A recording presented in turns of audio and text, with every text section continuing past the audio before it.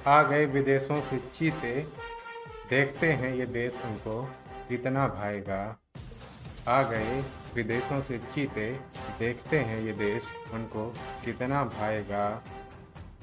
आ गए जो लूट कर करोड़ों, वो भगोड़ा लंदन से कब आएगा। अरे, यंग तो नहीं लग रहे हैं, पैसे वाले तो नहीं लग रहे हैं। पूंजीवादियों का विरोध करते करते किसी को पता नहीं चलना चाहिए कि हम इतने 150 करोड़ प्रॉपर्टी के मालिक हैं। आटा लाइए ना मर्दे, लाइए तो। हाँ, अब लग रहे हैं। नमस्कार, मैं हूँ लोकतंत्र की बहार, युवाओं की हुंकार और पूंजीपतियों पर प्रहार, आपका अपना वरीस कुमार।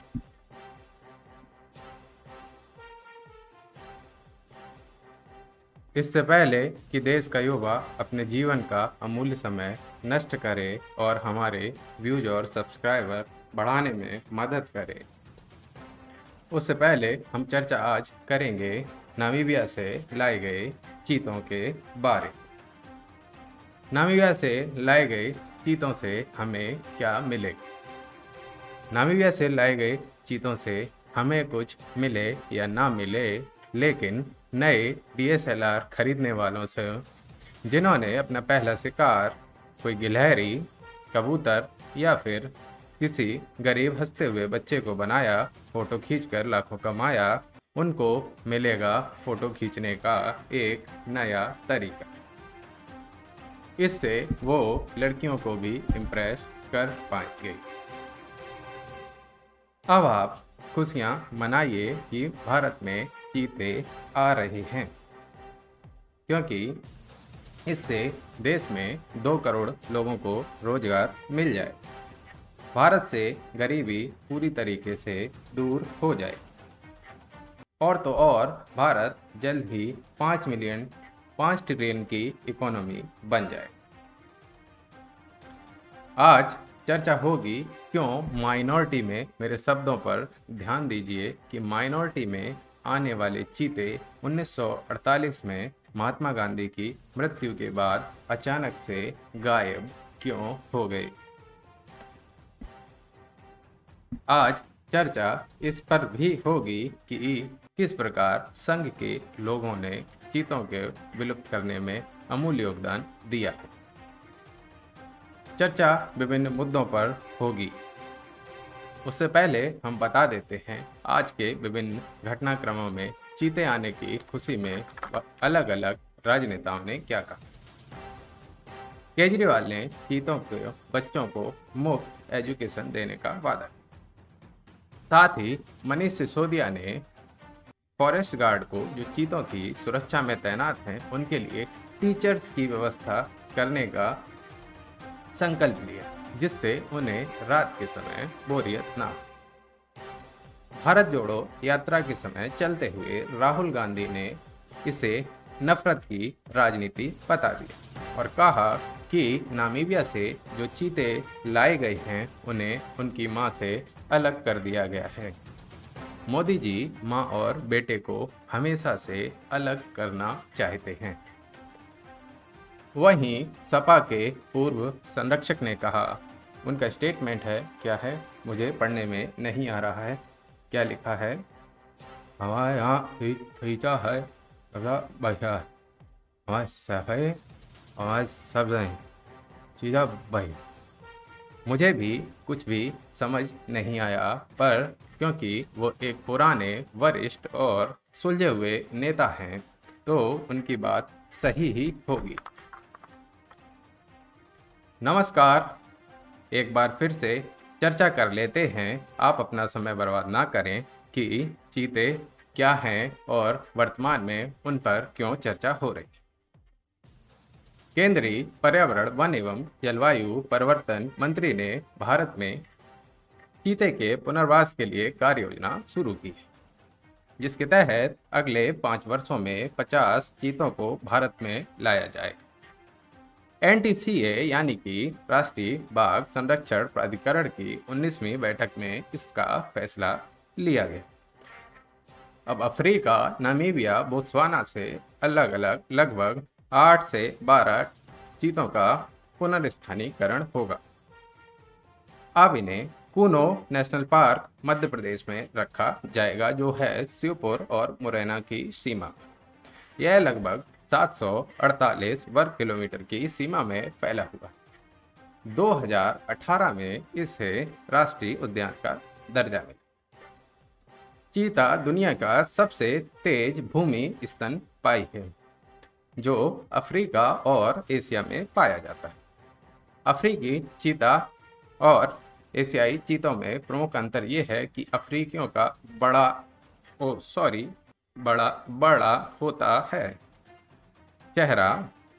उसके बाद ये IUCN की रेड डेटा लिस्ट में अफ्रीकी चीता वनरेबल, बोल नहीं पाते हैं हम, हमारी जीभ थोड़ी लड़खड़ा रही, अरे मर्द बोले नहीं पाते हैं, अरे सुभेद की, एक तो अंग्रेजी बड़ी ही खतरनाक भाषा है, सुभेद की श्रेणी में आता है।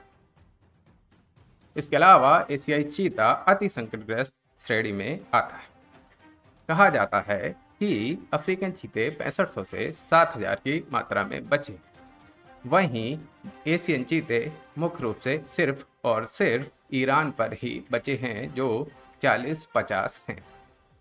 भारत में चीतों को आखिरी बार 1948 में देखा गया था और 1952 में इन्हें विलुप्त घोषित कर दिया। अब नामीबिया से 8 चीते लाए जाएंगे। उन 8 चीतों में 5 फीमेल हैं, 3 मेल हैं और इन पर एक ट्रैकिंग ID लगा। बात करते हैं इनकी संख्या की कि चीते 5 फीमेल और 3 मेल क्यों हैं। यही हमारे समता मूलक समाज की विडंबना है। एक और हम बराबरी की बात करते हैं, वहीं फीमेल को मेल चुनने का अधिकार नहीं। 5 फीमेल के पास केवल 3 ऑप्शन हैं। ये हमारे पितृसत्तात्मक समाज की एक झलक है और हमारे पिछड़ेपन की निशानी। इसके अलावा अगर किसी चीते पर ट्रैकिंग ID लगाएंगे तो उनके पर्सनल प्राइवेट मूवमेंट का क्या होगा। हम उनकी निजता के अधिकार का उल्लंघन कर रहे हैं। आगे चीतों के संघ के बारे में बात कर लेते हैं। चीता विलुप्त होने का प्रमुख कारण जंगलों की कटाई और शिकार है। पेड़ भी संघी होते हैं क्योंकि पेड़ों पर भी शाखाएं लगती हैं और संघ में भी शाखाएं लगती हैं, तो संघ एक तरह से चीतों के विलुप्तीकरण के लिए जिम्मेदार। वहीं अगड़ी जातियों के राजाओं द्वारा चीतों का अंधाधुंध शिकार किया गया। वहीं जल जंगल जमीन बचाने वाले दलित आदिवासियों ने चीतों को बचाने का प्रयास किया, लेकिन दलितों की एक ना चली और चीता भारत से विलुप्त हो गया। मुगल काल में चीतों के संवर्धन के लिए बादशाह अकबर ने बहुत काम किया। उन्होंने 9000 चीतों को मारकर एक साथ संरक्षित रखा, जिससे उनकी प्रजाति अगर विलुप्त हो जाए तो उनको देखने के लिए अभी भी आप उन्हें देख सकते हैं, वो पूर्णतः विलुप्त ना हो। वो जानते थे कि DNA सैंपलिंग से हम नए चीते तैयार कर लें। आगे बात करते हैं चर्चा विस्तार से।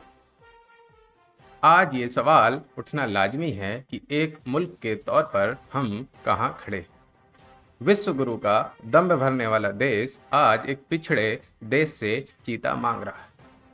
हम लोगों के आगे हाथ फैला रहे। पिछले 8 से 9 वर्षों में ये ट्रेंड काफ़ी देखने को मिला है। चीतों को अपने धब्बों के लिए जाना जाता है।